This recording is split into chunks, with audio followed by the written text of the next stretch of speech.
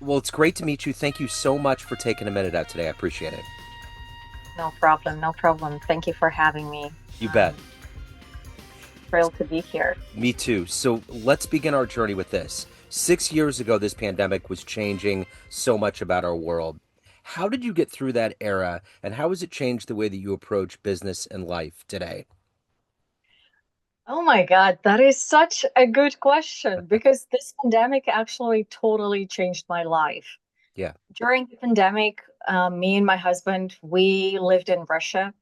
I'm originally from Russia. So we were just sitting at home and thinking, what do we do with our lives and what could be the next step? Because it was a moment to pause and actually dive into a little bit of soul searching and what you really wanted to do in life. And I felt like something was missing. One thing we always wanted to do is we wanted to live in another country for at least a year and then just see how it goes. We have always worked for international companies, and our career was very much internationally oriented. So we made the decision to move to the Netherlands, and then there was a really long process, and I won't be diving into it. But eventually, we moved here as startup founders and yeah, self-employed people. Although we worked all of our lives in tech, but for some reason, and there is a way for tech people to move to the Netherlands on a highly skilled migrant visa board, but for some reason, we decided that startup was the thing that we wanted to do, and it would be just um, more interactive and funnier to move on a startup visa, and it was, So we basically moved to the Netherlands.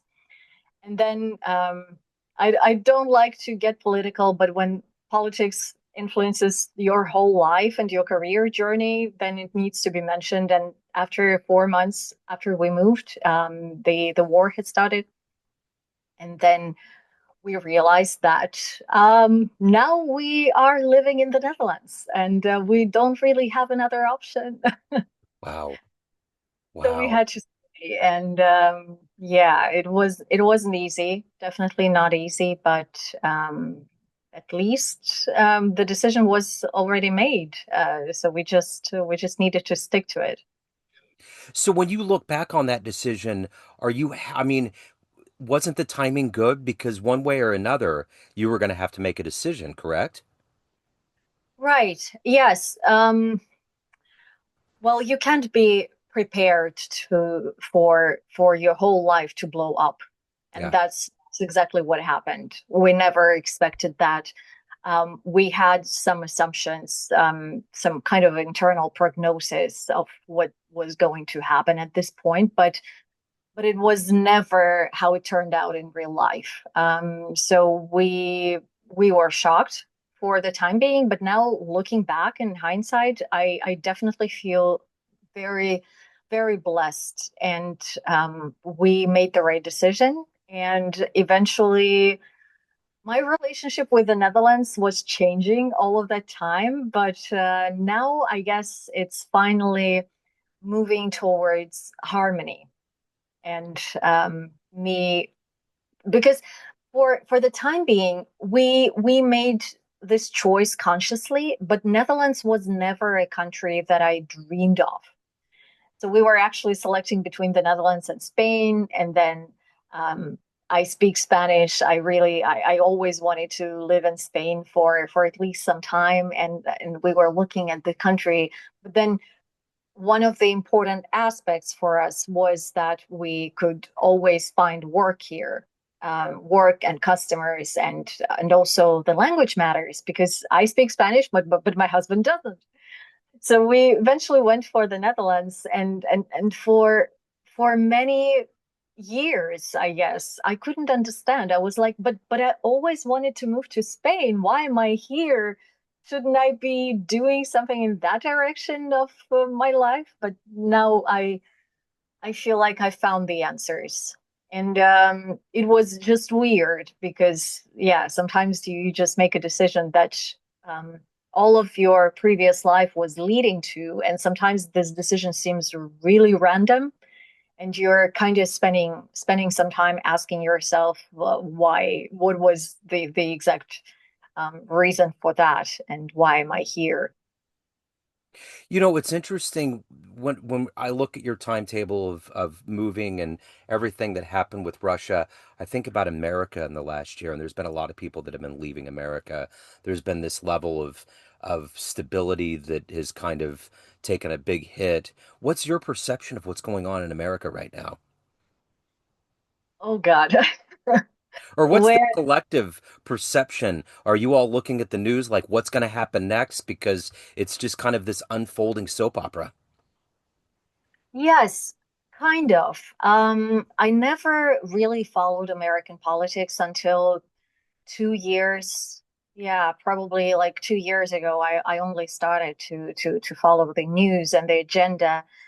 And well, to a certain extent, I was terrified because many of the things that are going on, I've seen these things happen, and I kind of know how this story ends. And I would never wish something like that to another country. I'm basically an enemy in my home country right now because I don't feel safe going back because I belong to that minority that was supporting democratic forces, and we never wanted anything of what happened in the last 4 years to happen. But then unfortunately we were the minority, and it kind of resembles the situation in America, but only with the exception that Democrats are and Republicans are more or less 50-50. Well, at least that feels like it. But we were the minority, so we just had to leave, and search for a new life somewhere else. And while it is a challenge, and I understand that a lot of people love challenges, I would not recommend it as a Yeah. life experience. Yeah, I get it. I totally get it. So let's get into your work. You move, you're in a startup. If I put you in front of a bunch of 12-year-olds at career day to school right now, and one of them wanted to know what your day job is, how do you explain the work that you do? Uh-huh. So to them, I would say that I'm a journalist, Okay. probably.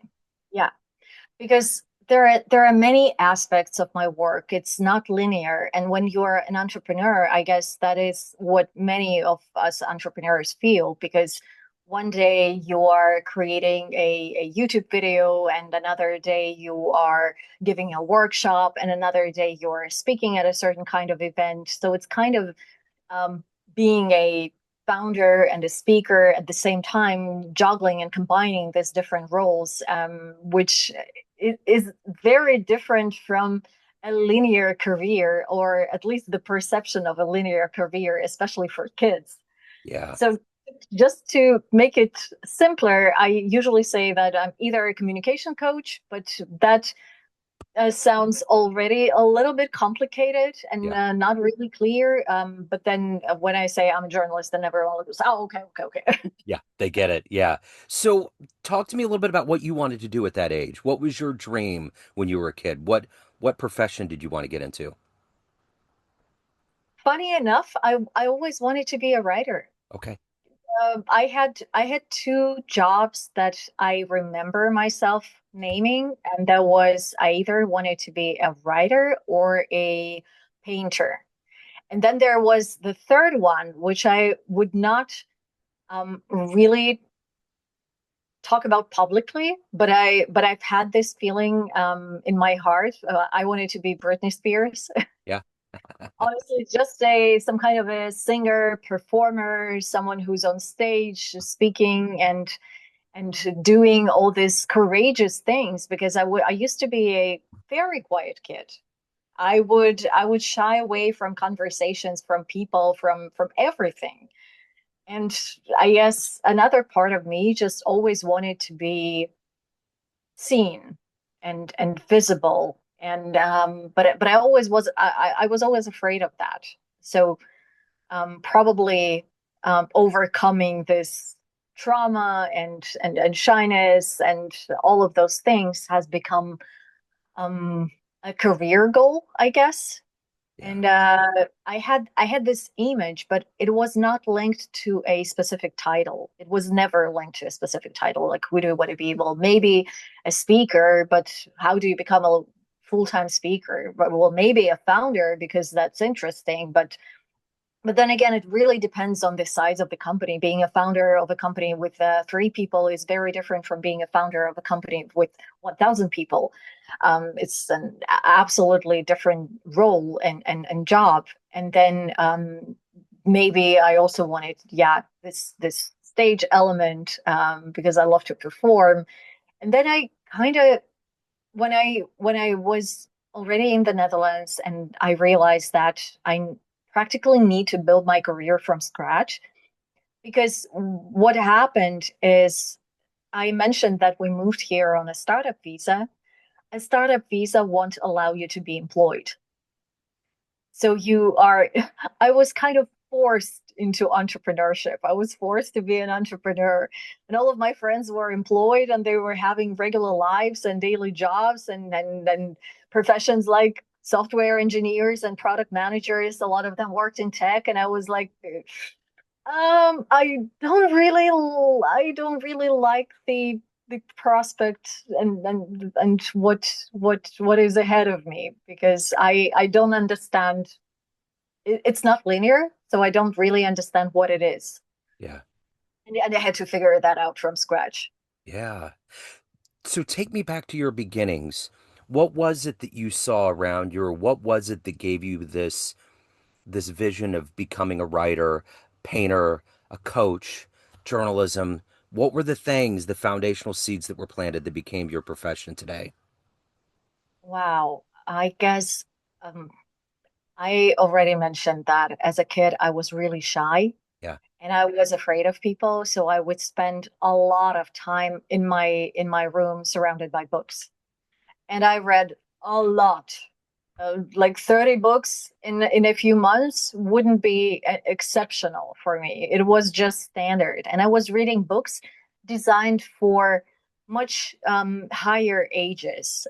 So at 6 or 7, I would already read something like Three Musketeers or Sherlock Holmes or something like that, and I enjoyed them a lot. And I guess there was a part of me that when you have a physical book and you go over pages and illustrations and I was fascinated by it, by the process and by how your fantasy can become something substantial and something physical.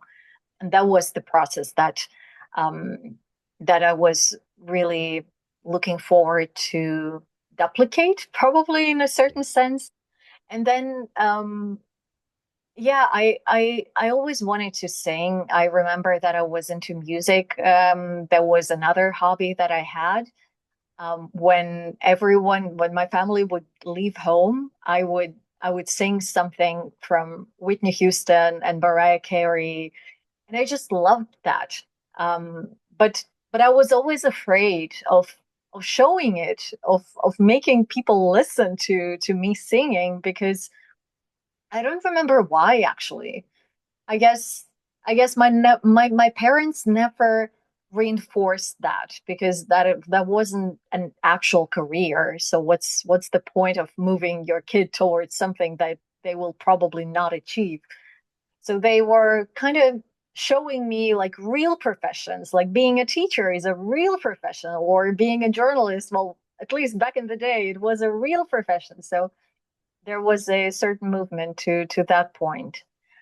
I guess there was a creative side as well. I went to art school. I painted for like 5 or 6 years in that school, and that also taught me how to combine the colors and the color theory, and also how to paint objects, how to create objects on paper, which also turned out to be beneficial because I still love design. And whenever I'm creating a website or even a YouTube video for that matter, it is really important for me that everything is visually appealing and to to almost, yeah, to an extent of almost being perfect. Yeah. So, who's been your hero? Who's been your inspirational force that's allowed you to become who you are today and to find your true voice? Oh God. Um, there has been many, but I guess one name that I really want to say out loud right now is Jon Stewart, surprisingly.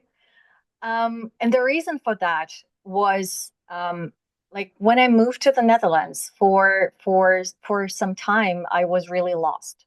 I didn't know what to do. And um, to what I mentioned earlier, I had that creative side that is really difficult to put into a box. And whenever you're looking for a job or a career, you are kind of trying to place yourself into a box, into a certain profession with a certain experience, and you realize that, yeah, you have to be like that. You have to have this shape as a person. And then there was a creative side and there was that experience in tech, and I didn't know how to combine it. And also at that very moment I felt like, well, probably what I would really love to do is just stand up comedy because I love humor. I love that side, like, being very, very humorous about something, but also I wanted to be serious at the same in this at the same time, and that is difficult. Yeah. Like, how do you do that? And I've never, well, maybe not never, but I haven't seen a real example of a person who combines all of these sides. So there was journalism and there was comedy and there was seriousness and there was some kind of creating content. And I was like, yeah, that doesn't really make sense. I have to let go of at least some of these sides. And then when I was lost, I remember I was just scrolling through my feed, my YouTube feed, and there was a video on journalism from a channel that I never watched before, and I just clicked, and then I finally saw this example. I finally saw this example of being humorous and lightweight and being serious at the same time. And then also caring about journalism, caring about truth, caring about talking to people. And yeah, and it was a revelation to me. It sounds so simple, Yeah. but sometimes you just feel that it doesn't make any sense, all of these parts, until you see a real example of a person who combines all of them, or at least most of them, or at least the ones that you felt are out of place and couldn't be combined. Yeah, John's a master at that. He's always been a master at that. I love him. So let's say you have a dream tonight. You run into the 18-year-old version of you. You walk into the room, there's a film projector, you click play, and there's a 60-second highlight reel of the life you've lived so far. Would that young version of you believe that your life turned out this way? Absolutely not. Absolutely not. I mean, I first went abroad when I was 23. And before that, even though I was studying at a linguistic university, going to another country was like going to Mars. I come from a very poor family, from a small city. I would have never assumed that this way of life is possible. Moreover, um, I'm now a co-organizer of TEDx here in The Hague, and that was also like another universe to me. Before I joined the team, I never assumed that it would be possible that I will be hosting a TEDx on a stage. Um, being being from a small Russian city, it's still surreal. Yeah. It feels totally surreal. So when you look at that highlight reel of your life, what are you the happiest about, the proudest of? Oh, that is a deep question and a very good one. I I would be happy to see that I finally moved from being that shy kid who was lost and who felt out of place, and I didn't felt like I belong anywhere. And now, even though I'm not in my home country, and even though I find it difficult to speak Dutch language, although I do speak it a bit, now I I have this family of people coming from all over the world, and I'm contributing, well, at least I try to contribute to bringing everyone together, and and giving others that sense of belonging as well. And I feel very fulfilled and very happy to be doing that. Um, and yeah, that was not something that I would envision as a kid, but I now see it as precious. And of course, speaking at that many communities and also inspiring other people, yeah, I that is absolutely surreal. So, as a prolific reader and lover of books growing up, you have your own, The Expat's Guide. What was it like when you actually held your own book in your hands that first time? What was that adrenaline surge like?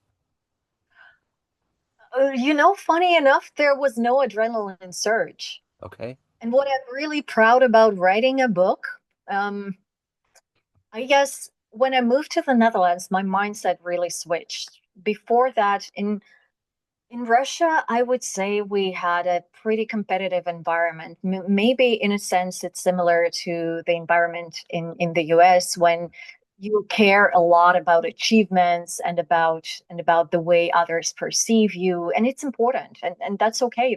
There's nothing wrong with that. But then also, what this kind of environment prompts you to do is focus on the result rather than on the process, and then you dismiss the process. You are very stressed out. You don't care about your mental well-being, your physical well-being. You just like go go go, all resources into this project. What I managed to do with a book, because um, when I moved to the Netherlands, I realized, yeah, I used to think that every environment is like this, and every country is like this, and every mindset is like this. It's not. So I moved to the Netherlands, and here people, they live to work, not work to live. And they really focus on relationships, on their families, and they have time for it.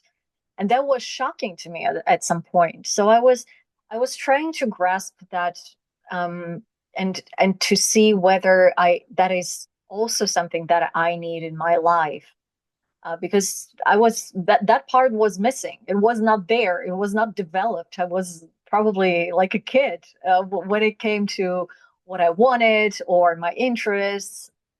I always thought that I was following my interest in life, and every job I had, I loved it. I absolutely loved it. But then there was also a lot of stress and a lot of pushing yourself over the limit time and time and time again, which would lead to, well, some kind of decisions and burnouts that I could really avoid. And then when I moved here, I started to look at the whole process differently. And what I wanted from myself is I wanted to enjoy the process as well, because eventually you realize that you will have some huge achievements in your life, some milestones, right? But that's only like 1% of the time. If you count every day that is truly significant or is can be seen by others as an achievement, that is even less than 1% of your life. And what do you do with the rest of the days, with your whole year basically? And if you don't enjoy it, it doesn't really make sense to pursue what you are pursuing, because life is so short. Yeah. What I wanted from myself is I wanted to enjoy the process, and I really did, because not only I wanted to write a book, I also wanted it to be a journey for myself and a journey for other people. So I interviewed over 100 people, over 100 women who also started their careers from scratch in a new country, being from all over the world. And that was fantastic because I feel like I enjoyed every single part of the process. It was never like, yeah, let me skip that interview. I just want to finish the book faster. It was a high quality process, and for me as a journalist and as someone who cares about high quality and producing that high quality, it was important. So it didn't. I mean, with AI tools nowadays, you can write a book in, I guess, a month or even a week. Who cares? Yeah. If you want to cover a certain subject, just go do it. But then I wanted to take more out of it, and meeting other people and getting acquainted and introduced to other people was a huge part of the book and of my life as an expat here in the Netherlands. And I felt like in a year and a half after, well, while I was writing a book, I met so many people that now I can finally say that I feel like I belong here.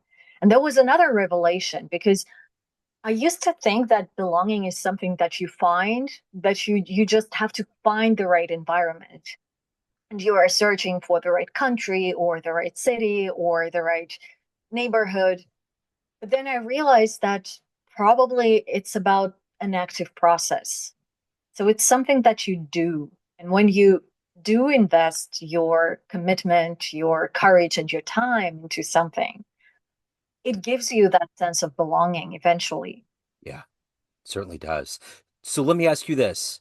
After all of these decisions and this migration to a new country and everything that you've lived, everyone has a perception of you. Family, friends, clients, associates, everyone around you, but you run the show.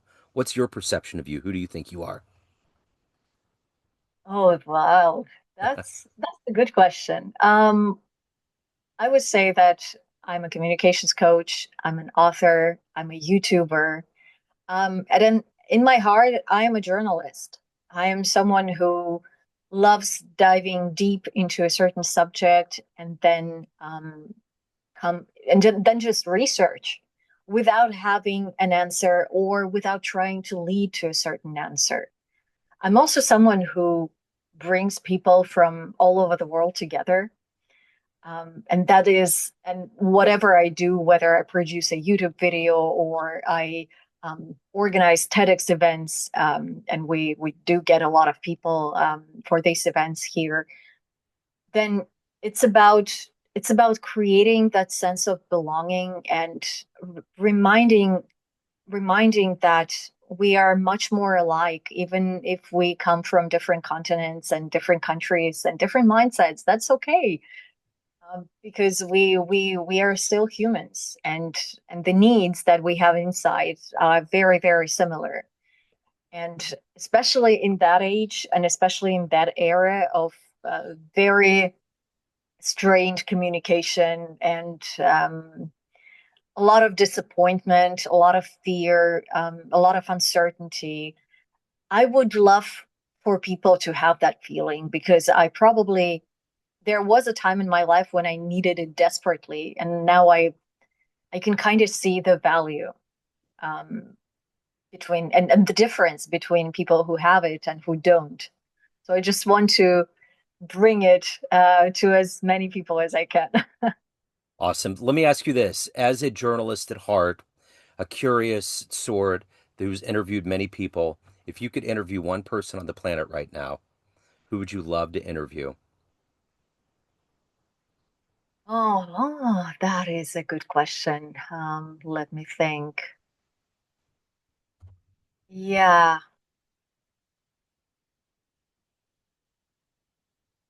wow.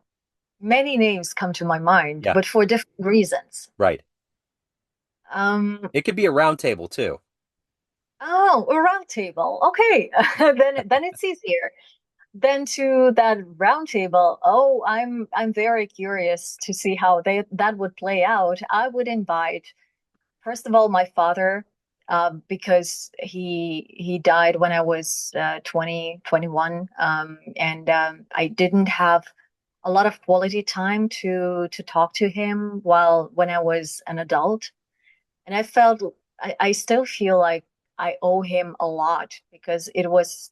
him who introduced languages to my life and who introduced that love of traveling, of researching different countries and mindsets. So I would definitely love to have a conversation with him. I would definitely invite Jon Stewart, of course, just Yeah. to shake his hand and say just thank you for the inspiration. Um, I would. I also thought of inviting Vladimir Putin to the table to ask him a few questions, because not a lot of people get to ask him questions. But I would really, really need to be sure that it's a safe environment. Yeah. Uh-huh. um, yeah, That's quite a list. that's quite a list. Yeah.